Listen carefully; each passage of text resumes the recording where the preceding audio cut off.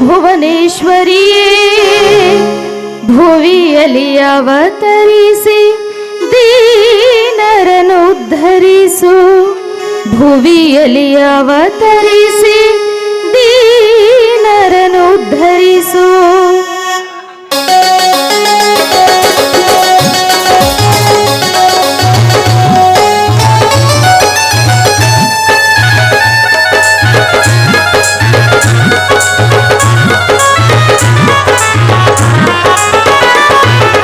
ತಾಯಿ ಕರುಣಾಮಯಳೇ ರಕ್ಷಿಸು ಭುವನೇಶ್ವರಿಯೇ ತಾಯಿ ಕರುಣಾಮಯಳೇ ರಕ್ಷಿಸು ಭುವನೇಶ್ವರಿಯೇ ಭುವಿಯಲ್ಲಿ ಅವತರಿಸಿ ದೀನರನ್ನು ಉದ್ಧರಿಸು ಭುವಿಯಲ್ಲಿ ಅವತರಿಸಿ ದೀನರನ್ನು ಉದ್ಧರಿಸು ತಾಯಿ ಕರುಣಾಮಯಳೇ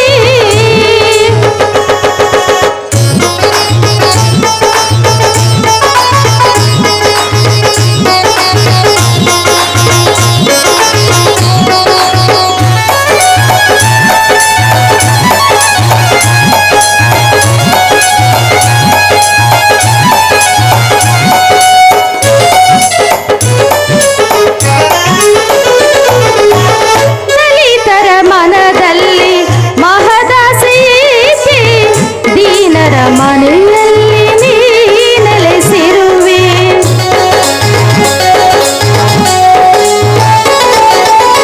ದಲಿತರ ಮನದಲ್ಲಿ ಮಹದಾಸೆಗೆ ದೀನರ ಮನೆಯಲ್ಲಿ ನೀ ನೆಲೆಸಿರುವೆ ರಕ್ಷಿಸು ಕರುಣಾಮಯಳೇ ರಕ್ಷಿಸು ಭುವನೇಶ್ವರಿಯೇ ರಕ್ಷಿಸು ಕರುಣಾಮಯಳೇ ರಕ್ಷಿಸು ಭುವನೇಶ್ವರಿಯೇ ಭುವಿಯಲ್ಲಿ ಅವತರಿಸಿ ದೀನರನ್ನು ಉದ್ಧರಿಸು ಭುವಿಯಲ್ಲಿ ಅವತರಿಸಿ ದೀನರನ್ನು ಉದ್ಧರಿಸು ತಾಯಿ ಕರುಣಾಮಯಳೇ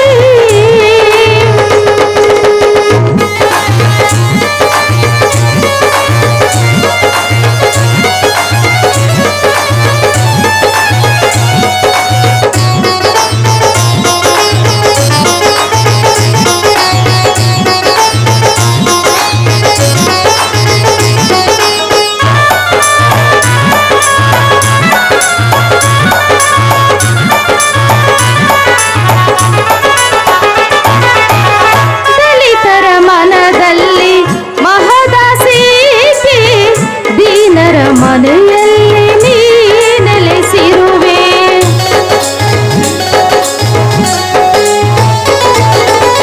ದಲಿತರ ಮನದಲ್ಲಿ ಮಹದಾಸೆಗೆ ದೀನರ ಮನೆಯಲ್ಲಿ ನೀ ನೆಲೆಸಿರುವೆ ಕೇಳು ನನ್ನ ಮೊರೆಯ ರಕ್ಷಿಸು ಭುವನೇಶ್ವರಿಯೇ ಕೇಳು ನನ್ನ ಮೊರೆಯ ರಕ್ಷಿಸು ಭುವನೇಶ್ವರಿಯೇ ಭುವಿಯಲ್ಲಿ ಅವತರಿಸಿ ದೀನರನ್ನು ಉದ್ಧರಿಸು ಭುವಿಯಲ್ಲಿ ಅವತರಿಸಿ ದೀನರನ್ನು ಉದ್ಧರಿಸು ತಾಯಿ ಕರುಣಾಮಯಳೇ ರಕ್ಷಿಸು ಭುವನೇಶ್ವರಿಯೇ ತಾಯಿ ಕರುಣಾಮಯಳೇ ರಕ್ಷಿಸು ಭುವನೇಶ್ವರಿಯೇ ಭುವಿಯಲ್ಲಿ ಅವತರಿಸಿ ದೀನರನ್ನು ಉದ್ಧರಿಸು ಭುವಿಯಲ್ಲಿ ಅವತರಿಸಿ ಭುವಿಯಲ್ಲಿ ಅವತರಿಸಿ ಭುವಿಯಲ್ಲಿ ಅವತರಿಸಿ ದೀನರನ್ನು ಉದ್ಧರಿಸು ಅಮ್ಮ ಭೂಮಿ ತಾಯಿ ಪ್ರತಿ ವರ್ಷದಂತೆ ಈ ವರ್ಷವೂ ಕೂಡ ಸೀಗೆ ಹುಣ್ಣಿಮೆ ದಿನದಂದು ತುಂಬಿ ತುಳುಕುತ್ತಿರುವ ಈ ನಿನ್ನ ಒಡಲನ್ನ ಉಡಿಯಿಂದ ತುಂಬಿ ಹಸಿರು ಸೀರೆಯಿಂದ ಸಿಂಗರಿಸಿದ್ದೇವೆ ಏಕೆ ಗೊತ್ತೇ ನಿನ್ನನ್ನೇ ನಂಬಿ ಬಾಳುತ್ತಿರುವ ಈ ರೈತ ಮಕ್ಕಳನ್ನ ಕೈ ಹಿಡಿದು ಕಾಪಾಡುವ ಭಾರ ನಿನ್ನದು ತಾಯಿ ನಿನ್ನದು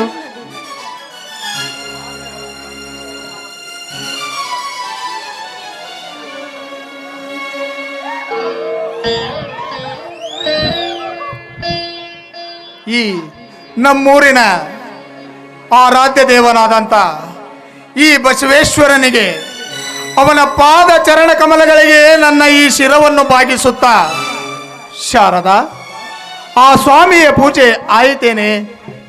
ಬನ್ನಿ ಸ್ವಾಮಿ, ನಿಮ್ಮ ದಾರಿನೇ ಕಾಯ್ತಾ ಇದ್ದೆ. ಮೊದಲು ಆ ತಾಯಿಗೆ ನಮಸ್ಕರಿಸಿ ಆಶೀರ್ವಾದ ಪಡೆದುಕೊಳ್ಳಿ. ಅಮ್ಮ, ಭೂಮಿ ತಾಯಿ ನಿನ್ನನ್ನೇ ನಂಬಿಕೊಂಡು ನಿನ್ನ ಈ ಹುಡಿಗೆ ಬೀಜ ಗೊಬ್ಬರಗಳನ್ನು ಬಿತ್ತನೆ ಮಾಡಿದ್ದೇನೆ. ಆದರೆ ಕಳೆದ ವರ್ಷ ಆ ಮೇಘರಾಜನ ಕೋಪಕ್ಕೆ ಬಲಿಯಾಗಿ ಬೆಳೆದ ಬೆಳೆಯೆಲ್ಲ ಜಲಪ್ರಳಯವಾಗಿ ನದಿ ಪಾಲಾಯಿತಮ್ಮ.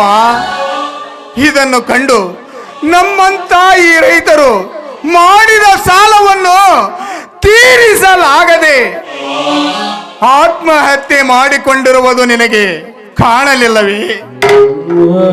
ಏಕೆ ಏಕೆ ತಾಯಿ ನನ್ನಂತ ರೈತರನ್ನು ಚುಚ್ಚಿ ಚುಚ್ಚಿ ಕೊಲ್ಲುತ್ತಿರುವೆ? ಹೇಳು ತಾಯಿ, ಹೇಳು. ಹೋಗ್ಲಿ ಬಿಡಿ ಸ್ವಾಮಿ, ಈ ವರ್ಷವಾದ್ರೂ ಬೆಳೆ ಚೆನ್ನಾಗಿ ಬೆಳೆದು ನಿಂತಿದೆಯಲ್ಲ, ಅಷ್ಟೇ ಸಾಕು. ಬನ್ನಿ ಸ್ವಾಮಿ, ಮೊದಲು ಪ್ರಸಾದವನ್ನು ತೆಗೆದುಕೊಳ್ಳಿ.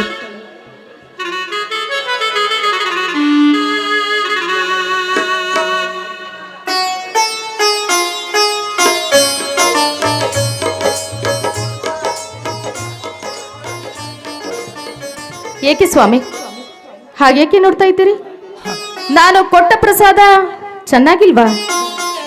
ಹಾಗೇನಿಲ್ಲ ಶಾರದಾ, ನೀನು ಕೊಟ್ಟ ಈ ಪ್ರಸಾದ ಚೆನ್ನಾಗಿದೆ. ಆದರೆ ಈ ಪ್ರಸಾದ ಕೊಟ್ಟ ಹೆಣ್ಣು ಇಷ್ಟೊಂದು ಚೆನ್ನಾಗಿ ಕಾಣುತ್ತಾ ಇದ್ದಾಳಂತ ನೋಡ್ತಾ ಇದ್ದೇನೆ ಶಾರದಾ. ಓಹೋ, ಅದು ವಿಷಯ. ನೋಡಿ ಸ್ವಾಮಿ, ಇವತ್ತು ಸೀಗಿ ಹುಣ್ಣಿಮೆ ಅಲ್ವೇ? ಅದಕ್ಕೆ ಬೆಳಗ್ಗೆ ಬೇಗ ಎದ್ದು ತಲೆಗೆ ಸ್ನಾನ ಮಾಡಿ ಈ ಸೀರೆ ಉಟ್ಟುಕೊಂಡಿದ್ದೇನೆ. ಅದಕ್ಕಾಗಿ ನಿಮ್ಮ ಕಣ್ಣಿಗೆ ಹಾಗೆ ಕಾಣ್ತಾ ಇರಬೇಕು ಅಷ್ಟೇ. ಅದೇನೇ ಹೇಳು ಶಾರದಾ, ಒಂದು ಹೆಣ್ಣಿಗೆ ಸೀರೆಯನ್ನು ಉಡಿಸಿ ಬಿಟ್ಟರೆ ಸಾಕು, ಅವಳು ದೇವತೆ ದೇವತೆ ತರ ಕಾಣಿಸ್ತಾಳೆ. ಆ ಹೆಣ್ಣಿನ ಅಂದ ಚಂದ ಸೌಂದರ್ಯ ಹೆಚ್ಚಾಗುವುದೇ ಈ ಸೀರೆಯಿಂದನೇ ಹೊರತು ಬೇರೆ ಯಾವುದರಿಂದನೂ ಅಲ್ಲ ಅಂತ ನನಗೆ ಇಂದು ಅರ್ಥವಾಯಿತು ನೋಡು ಶಾರದಾ. ಹೋಗ್ಲಿ ಬಿಡು, ನೀನು ಈ ಸೀರೆಯಲ್ಲಿ ಎಷ್ಟೊಂದು ಚೆನ್ನಾಗಿ ಕಾಣುತ್ತಿರುವೆ ಗೊತ್ತಾ? ಬಾರಿ ನನ್ನ ಅಪ್ಸರೆ.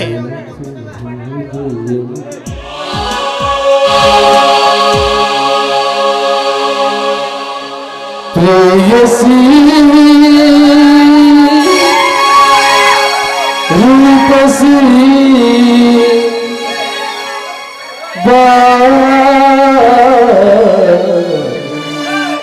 ಉರ್ವಸಿ ಉರ್ವಸಿ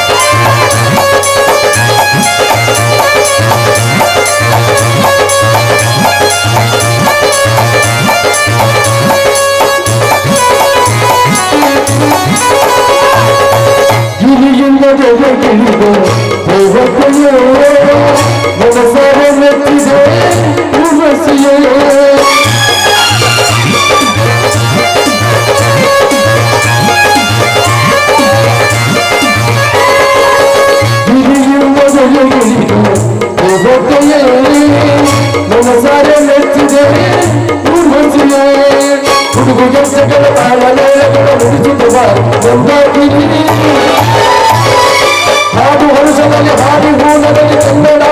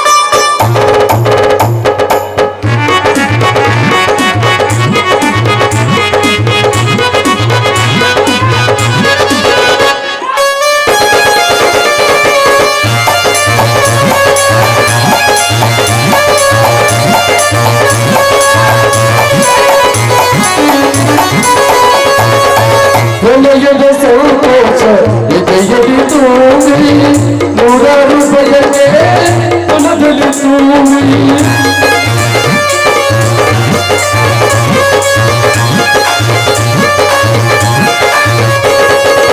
ಪ್ರಳಯದ ಸಂತೋಷ ಎದೆಯಲ್ಲಿ ತೂಗಿ ನೂರಾರು ಬಯಕೆ ಮನದಲ್ಲಿ ತೂಗಿ ಹುಡುಗು ಮಿಂಚುಗಳ ದೇವತಂತ್ರಿಕ ಹುಡುಸುತ್ತ ಬಾರಿ ಜಂಗಾರ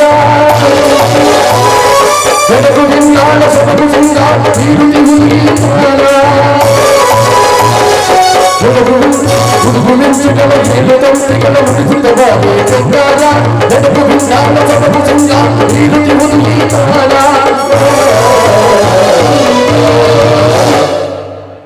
ಬಳಿ ಬಾರಿ ಅವರ ಸುಂದರಿ ಬನಸೋತೆ ಬನ ಸುಂದರಿ ಉಪವೇಕೆ ಎಳೆದುಕೊಳ್ಳೆ ಉಪವೇಕೆ ಎಳೆದುಕೊಳ್ಳೆ ಬಳಿ ಬಾರಿ ಅವರ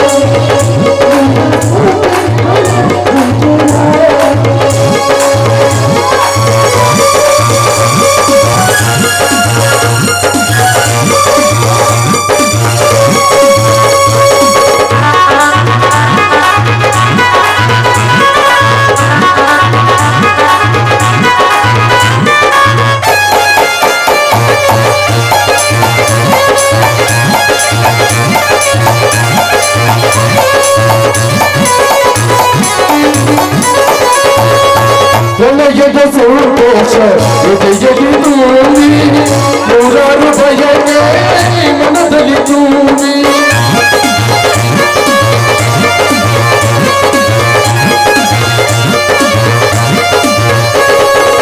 ಪ್ರಳಯದ ಸಂತೋಷ ಎದೆಯಲ್ಲಿ ತೂಗಿ ನೂರಾರು ಬಯಕೆ ಮನದಲ್ಲಿ ತೂಗಿ ಹುಡುಗು ಮಿಂಚುಗಳ ದೇವತಂತ್ರಿಗಳ ಹುಡುಗುತ್ತ ಬಾರಿ ಬೆಂಗಾರ ಬೆಳಕು ಬಿನ್ನಾಳ ಸೊಬಗು ಸಿಂಗಾರ ನೀರುಳಿ ಹುಡುಗಿತಾರ ಹುಡುಗು ಮಿಂಚುಗಳ ದೇವತಂತ್ರಿಗಳ ಹುಡುಗುತ್ತ ಬಾರಿ ಮಂದಾಕಿನಿ ಬೆಳಕು ಬಿನ್ನಾಳ ಸೊಬಗು ಸಿಂಗಾರ ನೀರುಳಿ ಹುಡುಗಿತಾರ ಬಳಿ ಬಾರಿ ನವ ಸುಂದರಿ ವನಸೋತೆ ಬನ ಮಂಜರಿ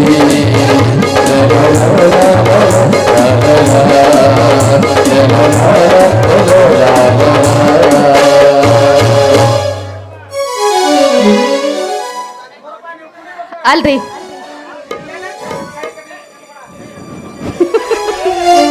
ಅಲ್ಲ ರೀ, ಈ ನಿಮ್ಮ ಹಾಡು ಕುಣಿತ ಮುಗಿತಾ?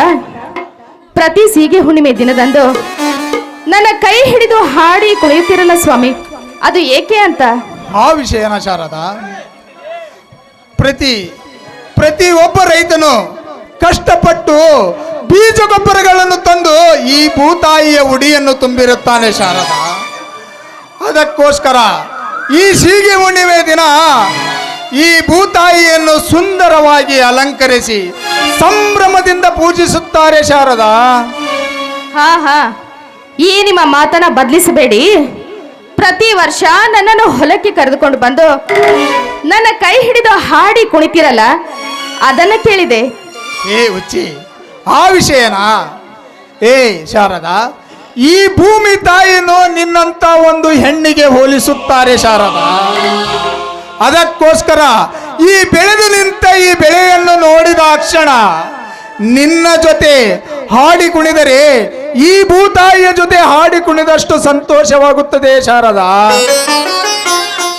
ಓಹೋ, ಗೊತ್ತಾಯ್ತು ಬಿಡಿ. ಕುಣಿಯುವುದಕ್ಕೆ ಯಾವುದಾದ್ರೂ ಒಂದು ಯಪ್ಪ ಇಟ್ಕೊಂಡಿರ್ತೀರಿ ಅಂತ ನನಗೆ ಚೆನ್ನಾಗಿ ಗೊತ್ತು. ಅದಿರ್ಲಿ, ನಿಮ್ಮ ತಮ್ಮಂದಿರು ಬರುವ ವೇಳೆ ಆಯ್ತು. ಬೇಗನೆ ಚರಗ ಚಲಿ ಸ್ವಾಮಿ. ಅವರು ಬಂದ ನಂತರ ಎಲ್ಲರೂ ಒಟ್ಟಿಗೆ ಊಟ ಮಾಡಿದ್ರಾಯ್ತು. ಏ ಹುಚ್ಚಿ, ನಾನೊಬ್ಬನೇ ಚರಗ ಚೆಲ್ಲಿದರೆ ಹೇಗೆ? ನೀನು ನನ್ನ ಜೊತೆ ಬಾ, ಇಬ್ಬರು ಸೇರಿ ಈ ಭೂತಾಯಿಗೆ ಚರಗ ಚೆಲ್ಲಿದರಾಯ್ತು. ಆಯ್ತು ಸ್ವಾಮಿ, ಹಾಗೆ ಮಾಡೋಣ.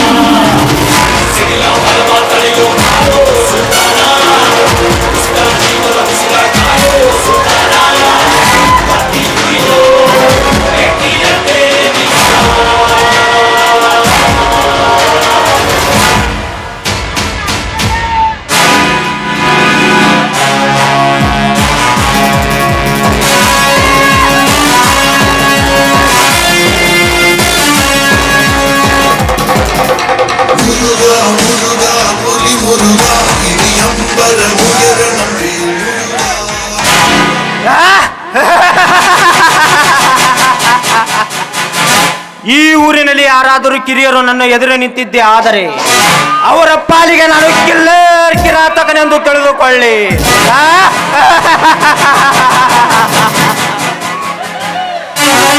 ಒಂದು ವೇಳೆ ಹಿರಿಯನೆಂದು ಹತ್ತು ಮೀರಿ ಬುದ್ಧಿ ಹೇಳಲು ಬಂದ ಅದೇ ಹಿರಿಯರ ಪಾಲಿಗೆ ಹಿಟ್ಲರನ ಚಾಣಾಕ್ಷತೆಯನ್ನು ತೋರಿಸಬೇಕಾಗಿತ್ತು. ಯಾಚಾರ ಅದರಂತೆ ಅವರ ಪಾಡಿಗೆ ಅವರಿದ್ದರೆ ಅವರಿಗೆ ಆ ಶ್ರೀರಾಮನ ಪಟ್ಟ, ಇಲ್ಲದಿದ್ದರೆ ಕಟ್ಟಿಸಬೇಕಾಗುತ್ತದೆ ಸ್ಮಶಾನದಲ್ಲಿ ಚಟ್ಟ. ಕುಟ್ಟಪ್ಪ ಬನ್ನಿ.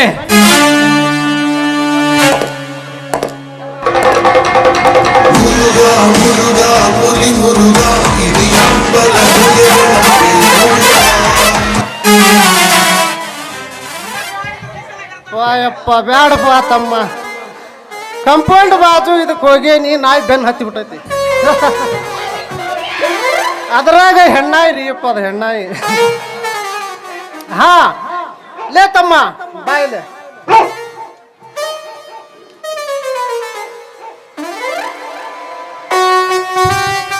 ಆ ಕಡೆ ಟೇಪ್ ಹಿಡ್ಕ, ನಾ ಈ ಕಡೆ ಹಿಡ್ಕಂತೇನೆ. ಅಷ್ಟೇ ಹಿಡ್ಕ. ಇದು ಎಷ್ಟು ಐತಿ ಅಂತ ನಾನು ನೋಡಿ ಹೇಳ್ತೇನೆ ಆತಮ್ಮ.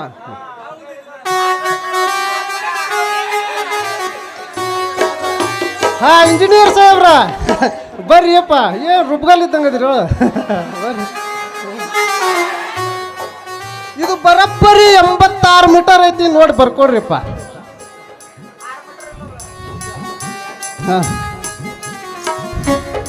ರೇ, ಯಾರು ನೀವು? ನಮ್ಮ ಹೊಲದಲ್ಲಿ ಟೇಪು ಹಿಡಿದು ಅಳತೆ ಮಾಡುತ್ತಿದ್ದೀರಾ? ಹಾ ಹಾ ಹಾ ಹಾ ನಿಧಾನ ಶಿವಣ್ಣ, ನಿಧಾನ. ಏನಪ್ಪ ಈ ಹೊಲ ನಿಂದ, ಆದ್ರೆ ಈ ಹೊಲ ನಿಂದ ಇದು, ಹೌದಾ? ಈ ಅತಿ ಮರ ಟೇಪಿನ ಪಾತ್ರ ಐತಿ ನೋಡಪ್ಪ, ಈ ಟೇಪಿನ ಪಾತ್ರ ನಮ್ದು ನೋಡಪ್ಪ. ಅಂದರೆ ನಿಮ್ಮ ಮಾತಿನ ಅರ್ಥ? ಇಲ್ಲಿ ನಮ್ಮ ದಣಿಯವರೊಂದು ಹೈಟೆಕ್ ಆಸ್ಪತ್ರೆ ಕಟ್ಟಿಸಬೇಕೆಂದು ಬೆಂಗಳೂರಿಂದ ಇಂಜಿನಿಯರ್ ಕರೆಸಿದ್ದೇವೆ. ಅದಕ್ಕಾಗಿ ಅಳತೆ ಮಾಡುತ್ತಿದ್ದೇವೆ. ಅದಕ್ಕೆ ಏನಿವಾಗ ಏಕತ್ತೆ ಬಡವ, ಆಸ್ಪತ್ರೆ ಕಟ್ಟಿಸುವ ಹಾಗಿದ್ದರೆ ಆ ನಿನ್ನ ದಣಿಯವರ ಜಮೀನಲ್ಲಿ ಕಟ್ಟಿಸಲು ಹೇಳು. ಅದನ್ನು ಬಿಟ್ಟು ಕಂಡವರ ಜಮೀನಿನಲ್ಲಿ ಕಾಲಿಡಲು ಬಂದರೆ ಅದೇ ಕಾಲನ್ನೇ ಕತ್ತರಿಸಬೇಕಾಗುತ್ತದೆ, ಎಚ್ಚರ. ಏ ಶಿವಣ್ಣ, ಬಾಯ ಬಿಗಿ ಹಿಡಿದು ಮಾತನಾಡು. ಏ ತಡ್ಕಾರ್ಲಿ ತಮ್ಮ, ಅಷ್ಟೇ ಅವಸರ ಮಾಡ್ತಿದ್ದಿ, ತಡ್ಕ ಒಂದ್ ಸ್ವಲ್ಪ, ನಾ ಎಲ್ಲ ತಿಳಿಸಿ ಹೇಳ್ತೀನಿ, ನೀನು ಸ್ವಲ್ಪ ತಡ್ಕ. ನೋಡ್ ಶಿವಣ್ಣ, ಈಗ ಆಸ್ಪತ್ರೆ ಕಟ್ಟಿಸೋದು ಅದು ನಿನ್ನ ಹೊಲದಾಗ ಅಲ್ಲೋ ದೇವ್ರ, ಈ ನಮ್ಮ ದಣಿಯರ ಹೊಲದಾಗ. ಆದ್ರ ಈ ಬೆಂಗಳೂರಿಂದ ನಾವು ಇಂಜಿನಿಯರ್ ಕರೆಸಿ ಟೇಪ್ ಹಿಡಿದು ಅಳತಿ ಮಾಡಿದಾಗ ಗೊತ್ತಾತ್ ನೋಡಪ್ಪ, ಅದ್ರಾಗ ನಿಮ್ದು ಅರ್ಧ ಹೊಲ ಬರ್ತೈತಿ ಅಂತಂದು. ಏ ಹುಚ್ಚ, ಹಂಗಂತಂದು ನೀವೇನು ನಮ್ಮ ಬರೇ ಪುಕ್ಸಟ್ಲೆ ಕೊಡಬಾಡು, ಅದಕ್ಕೆ ತಕ್ಕಂಗ ದುಡ್ಡು ಕೊಡ್ತೇವೆ. ದುಡ್ಡು ಕೊಡ್ತೀರಾ ಕರ್ಕೊಂಡ್ರಿ? ನೀವು ದುಡ್ಡು ಕೊಡ್ತೀರಿ ಅಂತ ಬಂಗಾರದಂತ ನಮ್ಮ ಆಸ್ತಿಯನ್ನ ಬಿಟ್ಟು ಕೊಡೋದಕ್ಕೆ ನಮ್ಮ ನೀನು ಧಟ್ರು ಅಂತ ತಿಳಿದುಕೊಂಡಿದ್ದೀರಾ? ನೀವು ತಿಳಿದು ಕೇಳಿದ್ದೀರೋ ತಿಳಿದೇ ಕೇಳ್ದಿರೋ ನಮಗೆ ಬೇಡದ ವಿಷಯ. ಒಂದು ಬೀಜದ ಮಾತನ್ನ ಹೇಳುತ್ತೇನೆ, ಲಕ್ಷ್ಯವಿಟ್ಟು ಕೇಳಿ. ಈಗ ಅಳತೆ ಮಾಡಿದ್ದೀರಲ್ಲ ಈ ನಿಮ್ಮ ಸಾಹುಕಾರನ ಜಾಗ, ಅದನ್ನೇ ನನ್ನ ಗಂಡ ಹಣ ಕೊಟ್ಟು ಖರೀದಿ ಮಾಡುತ್ತಾನೆ. ಬೇಕಿದ್ರೆ ನಿಮ್ಮ ಧಣಿನ ನಮ್ಮ ಮನೆಗೆ ಬಂದು ದುಡ್ಡಿಸ್ಕೊಂಡು ಹೋಗು ಅಂತ ಹೇಳಿ. ಲೇ ಸ್ವಚ್ಛನ ಶಿಖಾಮಣಿ, ರೆಕ್ಕೆ ಬಲೆದಿದೆ ಎಂದು ಹದ್ದು ಮೀರಿ ಹಾರಾಡಿದರೆ ಹಾರಾಡುವ ನಿನ್ನ ದೇಹಕ್ಕೆ ನನ್ನ ಬಂದೂಕಿನ ಗುಂಡು ಹೊಕ್ಕು ರಕ್ತಗಾರಿ ನೆಲಕ್ಕೆ ಬೀಳ್ತೀಯ, ಎಚ್ಚರ. ಕೇವಲ ಒಂದು ಮಾಮೂಲಿ ಹೆಣ್ಣಾಗಿ ಹತ್ತೂರು ಒಡೆಯರಾದ ನಮ್ಮ ದಣಿಯರ ಆಸ್ತಿಯನ್ನು ಹಿಡಿಯುವಷ್ಟು ಚರಬಿ ಬಂದಿತಾ ನಿನಗೆ? ಲೇ, ಮತ್ತೊಬ್ಬರ ಮನೆಯ ಎಂಜಲು ನೆಕ್ಕುವ ನಾಯಿ, ನಿನ್ನ ತುಕ್ಕು ಹಿಡಿದ ಕಬ್ಬಿಣದ ಬಂದೂಕಿಗೆ ಹೆದರಿ ಈ ನನ್ನ ಆಸ್ತಿಯನ್ನು ನಿನಗೆ ಬಿಟ್ಟು ಕೊಡುತ್ತೇನೆಂದು ತಿಳಿದಿರುವೆ ಆ ಮಗನೇ. ಸುಮ್ಮನೆ ಇಲ್ಲಿಂದ ಕಾಲ್ ಕಿತ್ತರೆ ಸರಿ, ಇಲ್ಲ ಅಂದರೆ ನಿಮ್ಮನ್ನೆಲ್ಲ ಇದೇ ನನ್ನ ಜಮೀನಿನಲ್ಲಿ ಜೀವಂತವಾಗಿ ದಫನ ಮಾಡಬೇಕಾಗುತ್ತದೆ, ಎಚ್ಚರ. ಎಚ್ಚರ. ಈ ಉಗ್ರ ನರಸಿಂಹನಿಗೆ ಎಚ್ಚರ. ಲೇ ಶಿವಣ್ಣ, ಹಲ್ಲು ಕಿತ್ತು ಹಾವಿನಂತೆ ಯಾಕೆ ಬುಸ್ಗುಟ್ಟಿದ್ದಿರುವೆಯ? ಸುಮ್ಮನೆ ನಮ್ಮ ಮಾತಿಗೆ ಬೆಲೆ ಕೊಟ್ಟು ನಿನ್ನ ಜಮೀನನ್ನು ಕೊಡುವುದಕ್ಕೂ ಒಪ್ಪಿಕೋ, ಇಲ್ಲದಿದ್ದರೆ. ಏ ನರಸಿಂಹ, ಎತ್ತಿರುವ ಈ ನಿನ್ನ ಬಂದೂಕನ್ನು ಮೊದಲು ಕೆಳಗಿಳಿಸು ಮಗನೇ. ಇಲ್ಲದಿದ್ದರೆ ಇದೇ ನಮ್ಮ ಜಮೀನಿನಲ್ಲಿ ರಕ್ತಕಾರಿ ಸಾಹಿತ್ಯ ಮಗನ, ಎಚ್ಚರ. ಅಣ್ಣ, ಇವರೇಕೆ ನಿಮ್ಮ ಜೊತೆ ಜಗಳ ಮಾಡಿಸಿದಾರಣ್ಣ? ಯಾಕಣ್ಣ, ಏನಾಯ್ತಣ್ಣ? ಹೌದು ವಿಜಯ್, ಆಸ್ತಿಯ ಸಲುವಾಗಿ ಇವರು ನಿಮ್ಮಣ್ಣನ ಜೊತೆ ಜಗಳ ಮಾಡ್ತಾ ಇದ್ದಾರಪ್ಪ. ಏನು, ಇವರಿಗೆ ನಮ್ಮ ಆಸ್ತಿಯನ್ನು ಕೊಡಬೇಕಂತ? ಹತ್ತಿಗೆ ಇವರೇನು ನಮ್ಮ ಸಂಬಂಧಿಕರ ಅಥವಾ ನನ್ನ ತಂದೆಗೆ ಹುಟ್ಟಿದ ಮರಿಮಮ್ಮಕ್ಕಳ? ನೋಡ್ತಮ್ಮ, ಅದನ್ನ ನಾ ತಿಳಿಸಿ ಹೇಳ್ತೇನೆ ನೋಡು. ಈ ನಮ್ಮ ದಣಿಯರ ಹೊಲದಾಗ ಒಂದು ದೊಡ್ಡದು ಹೈಟೆಕ್ ಆಸ್ಪತ್ರೆ ಕಟ್ಟಿಸ್ಬೇಕಂತಂದು ತೀರ್ಮಾನ ಮಾಡೇವಿ ನೋಡಿ ತಮ್ಮ, ತೀರ್ಮಾನ ಮಾಡೇವಿ. ಏನು, ನೀವು ಆಸ್ಪತ್ರೆ ಕಟ್ಟಿಸುತ್ತೀರಾ? ನೀವು ಆಸ್ಪತ್ರೆ ಕಟ್ಟಿಸುತ್ತೀರಾ ಎಂದರೆ ಅದು ನಮ್ಮೂರಿನ ಜನಕ್ಕೆ ತುಂಬಾ ಅನುಕೂಲವಾಗುತ್ತದೆ. ಇದರಲ್ಲಿ ಜಗಳ ಮಾಡುವ ಅವಶ್ಯಕತೆ ಆದ್ರೂ ಏನಿದೆ? ಅದು ಹಾಗಲ್ಲ ವಿಜಯ್, ಇವರು ಆಸ್ಪತ್ರೆ ಕಟ್ಟಿಸಲಿಕ್ಕೆ ಇವರ ಜಮೀನಿನಲ್ಲಿ ಜಾಗ ಸಾಕಾಗುವುದಿಲ್ಲ ಎಂದು ತಿಳಿದು ನನ್ನ ಜಮೀನಿನಲ್ಲಿ ಜಾಗ ಕೇಳಿದರು. ನಾನು ಕೊಡುವುದಿಲ್ಲ ಎಂದಿದ್ದಕ್ಕೆ ನನ್ನ ಜೊತೆ ಜಗಳವಾಡುತ್ತಿದ್ದಾರೆ ವಿಜಯ್. ಸಾಧ್ಯವಿಲ್ಲ ಅಣ್ಣ, ಇವರು ಆಸ್ಪತ್ರೆ ಕಟ್ಟಲಕ್ಕೆ ನಾವು ಬೆಳೆ ಬೆಳೆಯುವ ಭೂಮಿಯನ್ನು ಇವರು ಎಂದಿಗೂ ಕೊಡಲು ಸಾಧ್ಯವಿಲ್ಲ.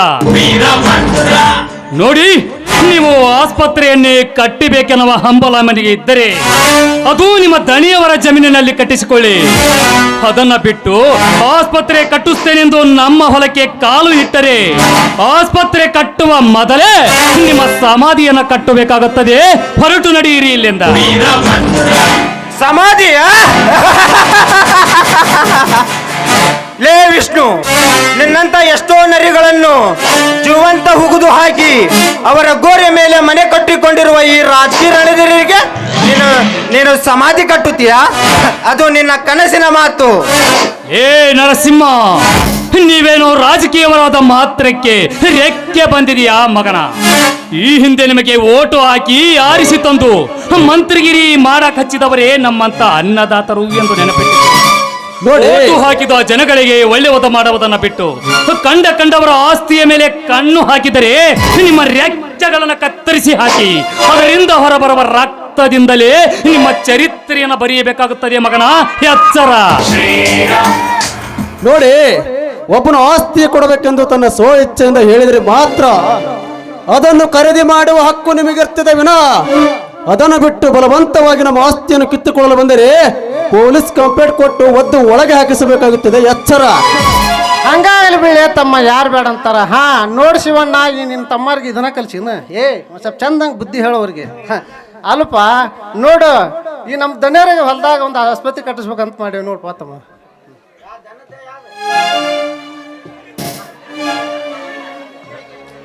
ಕಾರ್ಕುಂಡ್ರಿ, ನೀವೇಕೆ ಇವರಿಗೆ ಇಷ್ಟೊಂದು ತಿಳಿಸಿ ಹೇಳುತ್ತಿರುವಿರಾ? ಇವರಿಗೆ ನಮ್ಮ ದಣಿಯರ ಬಗ್ಗೆ ಏನು ಗೊತ್ತಿಲ್ಲವೆಂದು ಕಾಣುತ್ತದೆ. ಮುಂದೆ ಏನಾಗುತ್ತೆ ಎಂದು ನಾನು ಹೇಳುತ್ತೇನೆ. ನಡೆಯರು ಹೋಗೋಣ.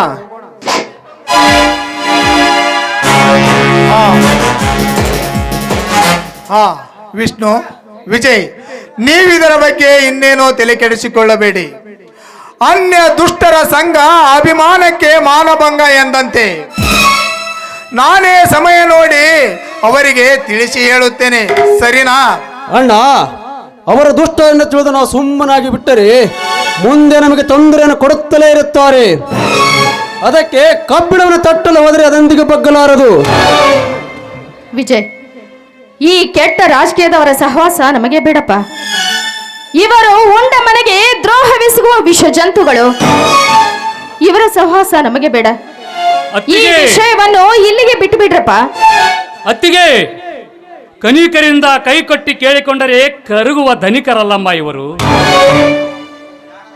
ಜಾಣನಿಗೆ ಮಾತಿನ ಪೆಟ್ಟು, ಕೋಣನಿಗೆ ಲತ್ತಿ ಪೆಟ್ಟು ಎಂಬಂತೆ ಅಡ್ಡಾದಿಡ್ಡಿ ಆಗ್ಯಾರಾಡುವ ಈ ದೊಡ್ಡ ದೊಡ್ಡ ರಾಜಕಾರಣಿಗಳಿಗೆಲ್ಲ ನಮ್ಮಂತ ಯುವಕರು ಸಟ್ಟು ಹರಿದು ನಿಂತು ದಂಡಂ ದಶಗುಣಂ ಎಂದಾಗಲೇ ಈ ಎಚ್ಚರವಾಗುತ್ತದೆ. ಅತ್ತಿಗೆ, ಆಗ ಎಚ್ಚರವಾಗುತ್ತದೆ. ಹೇ ವಿಷ್ಣು, ಒಂದು ಸಾರಿ ಹೇಳಿದರೆ ನಿನಗೆ ಅರ್ಥವಾಗುವುದಿಲ್ಲವೇ? ಇಲ್ಲಿಗೆ ಇದನ್ನೆಲ್ಲ ಬಿಟ್ಟಾಕಿ ಬಿಡಬೇಕು, ಅರ್ಥವಾಯಿತೇ? ಹೋಗ್ಲಿ ಬಿಡ್ರಿ. ಅವರ ಸಲುವಾಗಿ ನೀವೆಲ್ಲರೂ ಏಕೆ ಜಗಳವಾಡ್ತಾ ಇದ್ದೀರಿ? ಮೈದನ್ರೆ, ಬನ್ನಿರಪ್ಪ. ಮೊದಲು ನೀವಿಬ್ಬರು ಸೇರಿ ಭೂಮಿ ತಾಯಿಗೆ ನಮಸ್ಕರಿಸಿ. ಆಯ್ತು ಅತಿಯಮ್ಮ.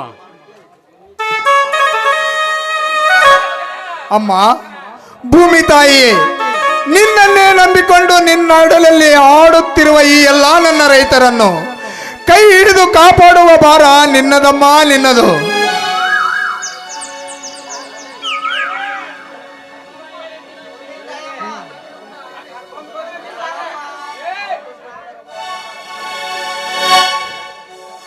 ಬನ್ನಿರಪ್ಪ, ಇದೇ ಭೂತಾಯಿಯ ಸಂತೋಷದಲ್ಲಿ ಎಲ್ಲರೂ ಸೇರಿ ಹಾಡಿ ಕುಣಿಯೋಣ. ಬನ್ನಿರಪ್ಪ.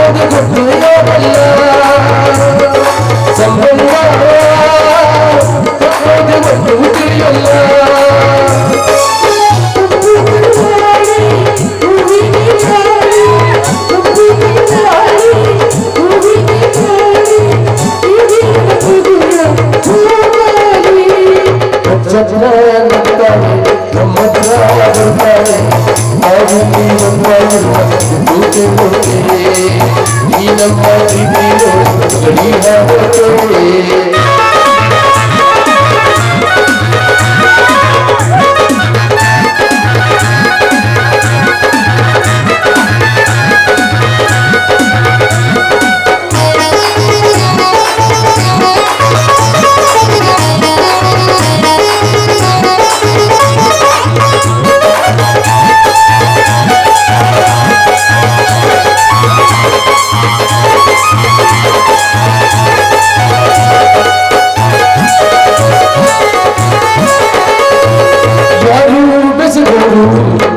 ಜೀವಕ್ಕೆ ಬಸುಗೆ ಬಹಳಾಯ ಈ ಜೀವ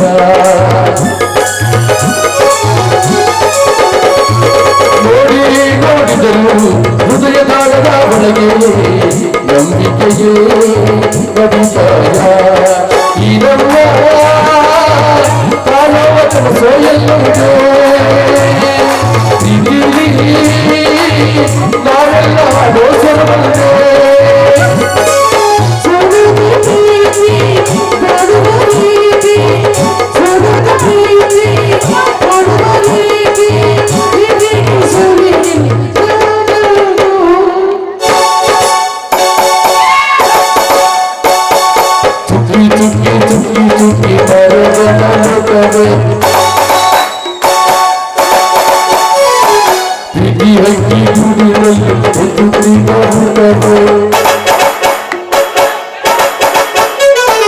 ಚುಕ್ಕಿ ಚುಕ್ಕಿ ಚುಕ್ಕಿ ಚುಕ್ಕಿ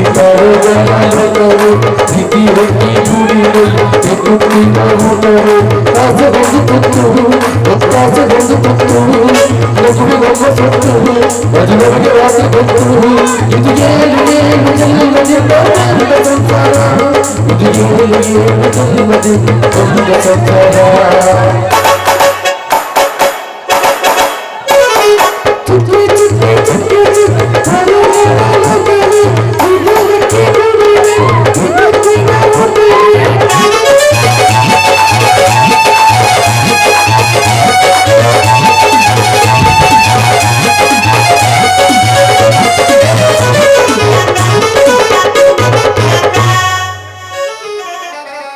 ಬನ್ನಿರಪ್ಪ, ಅಲ್ಲೇ ಗಿಡದ ನೆರಳಿ ಕುಳಿತು ಊಟ ಮಾಡಿ ನಂತರ ಮನೆಗೆ ಹೋದ್ರಾಯ್ತು. ಬನ್ನಿರಪ್ಪ.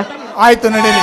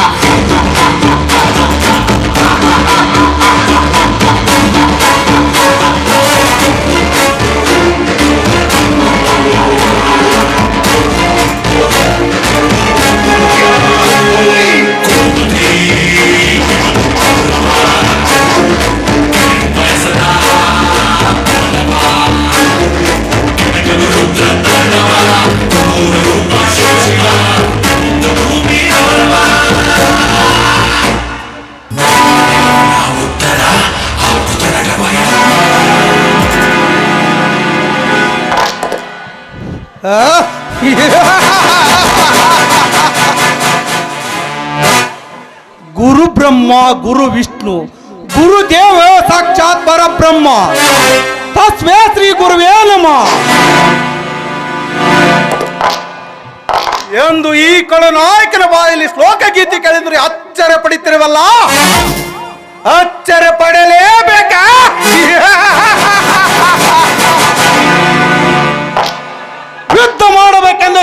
ಬದಲಾಗಿ ಸಿಕಾಮಣಿಗರ ಸದ್ದಿಲ್ಲದೆ ಸಮಾಧಿ ಮಾಡಿ ಇತಿಹಾಸವನ್ನು ಸೃಷ್ಟಿಸಬೇಕಂದ ನನ್ನಂತ ಹಿಟ್ಲರ್ ಮಾತ್ರ ಬದುಕಬಹುದು ಈ ಸಮಾಜದಲ್ಲಿ.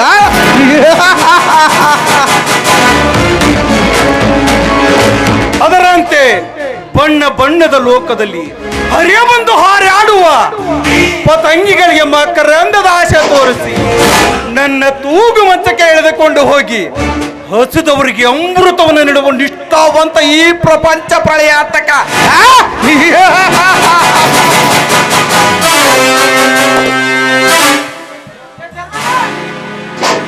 ತಾಯಿ ಗರ್ಭದಲ್ಲೇ ಕೈಯಲ್ಲಿ ಒತ್ತು ಹಿಡಿದುಕೊಂಡು ಹುಟ್ಟಿ ಬಂದಿರುವ ಈ ಹಿಟ್ಲರ್ ಹೆಸರು ಕೇಳಿದರೆ ಸಾಕು, ಸತ್ತು ಗೋರಿಯಲ್ಲಿ ಮಲಗಿರುವ ಹೆಣ ಕೂಡ ಒಂದು ಸಾರಿ ಗಡಗಡಲೆ ನಡಿಗೆ ಮತ್ತೆ ಸತ್ತು ಹೋಗುತ್ತದೆ.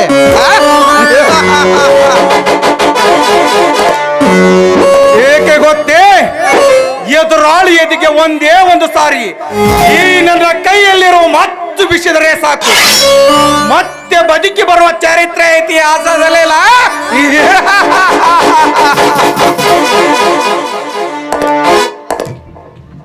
ಈ ಊರಿನಲ್ಲಿ ನಾನೇ ಅನ್ನದಾತನೆಂದು ಅನ್ನಹಾಸದನ್ನ ಬೆರೆತಿರುವ ಆ ಸೀವಣ್ಣನಿಗೆ ಸುಣ್ಣದ ನೀರೆಂದು ಹಾಲೆಂದು ಕುಡಿಸಿ ನಾನೇ ಗರುತಿ ಎಂದು ಗರ್ವದಿಂದ ಮೆರೆತಿರುವ ಆ ಸೀವಣ್ಣನ ಹೆಂಡತಿ ಶೀಲಾರಣ ಮಾಡಿ ಅವಳನ್ನು ಯಮಲೋಕಕ್ಕೆ ಹಟ್ಟಿ ನಾವೇ ಮಣ್ಣಿನ ಮಕ್ಕಳೆಂದು ಅಟ್ಟಹಾಸದಿಂದ ಬರುತ್ತಿರುವ ಆ ಅಣ್ಣ ತಮ್ಮಂದರ ಮಧ್ಯದಲ್ಲಿ ಬೆಂಕಿನ ಹತ್ಯೆ ಅವರ ಮನೆತನವನ್ನೇ ಸರ್ವನಾಶ ಮಾಡಿ ಅವರ ಸರ್ವ ಆಸ್ತಿನ ದೋಚಿಕೊಂಡು ನಾನಿಲ್ಲಿಂದ ಪರಾರಿ ಆಗದಿದ್ದರೆ ನನ್ನ ಹೆಸರು ಖತರ್ನಾಕ್ ಕಳ್ಳ ಕ್ವಾಂಟಿ ಸಾಲಗನೇ ಅಲ್ಲ. ಬರುತ್ತೇನೆ. Good bye.